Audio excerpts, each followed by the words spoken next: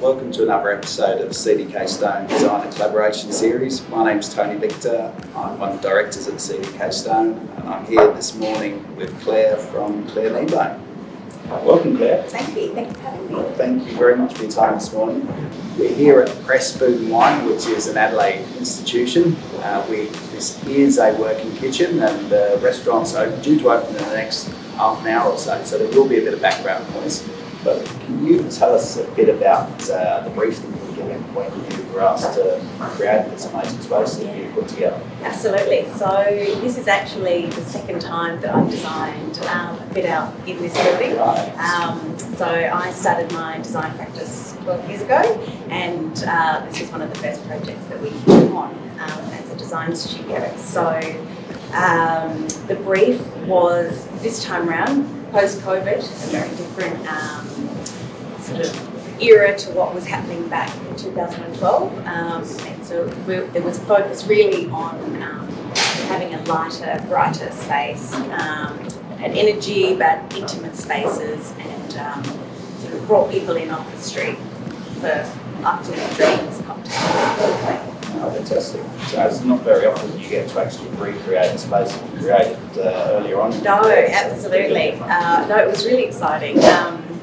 Being sort of in a different landscape as well, and having 10 years experience, I think, getting to see what worked in the space and what didn't. But certainly the first time around was after the GFC. There was a lot of emphasis on sustainable materials, recycled timbers. So this space was aligned with Recycled Oregon and had large communal tables, and it was about squeezing people in, long lunches, noisy, and that worked for a certain amount of time, but obviously refreshing over the years. The dining landscape in Adelaide has changed. So this is what we came up with. It's great. You've done a fantastic job.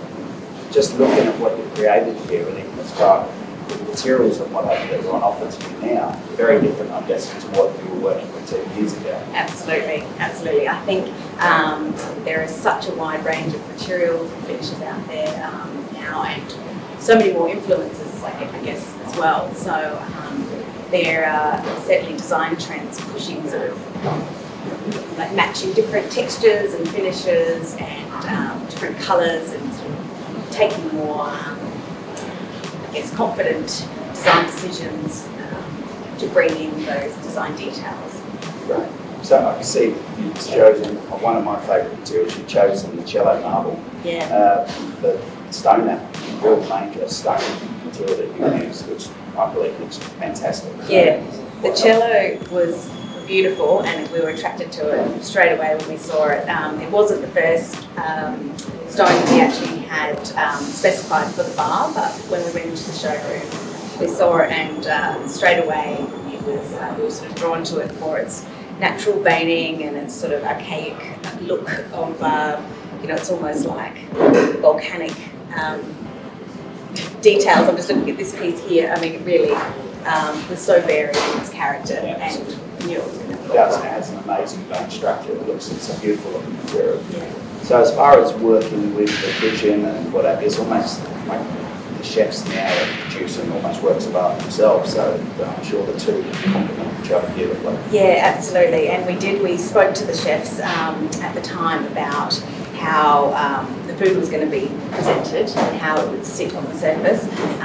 So I think chefs obviously think about how food is plated, how it looks on, what colour plate they use. So obviously when it comes to the table, it's really important that they're happy with the backdrop of that food as well, and also thinking about durability in terms of food and wine and that sort of things, and how that sustains over time. So it's fair to say that Adelaide has experienced like an explosion of new hospitality venues over the last 10 years. Yeah. Tell us a bit about that, because this is an area where you specialise in, is the hospitality area. Absolutely, and I think, I specialise in hospitality sort of on the back, at the beginning of the small bar licence that emerged in 2011, 2012, which enabled guess, smaller businesses to enter these laneway venues, which really turn things up for Adelaide in terms of the small bars and bringing people into the city. So there was a huge emergence of small bars, restaurants, cafes, wine bars, all of that sort of stuff back then. And so, yeah, there's been a lot of energy around Adelaide CBD, and that's growing still today. And so are you finding that these bars, they're much more open to new materials, new ideas, trying to create completely different spaces? Absolutely. I think, the more you saturate an environment with these types of spaces, there is a need for things to be unique, to be different, and I think people in Adelaide are looking for an element of surprise and want to go somewhere new that's exciting. So I think the pressure is put on designers really to create something that you don't see every day. You don't see it on Instagram.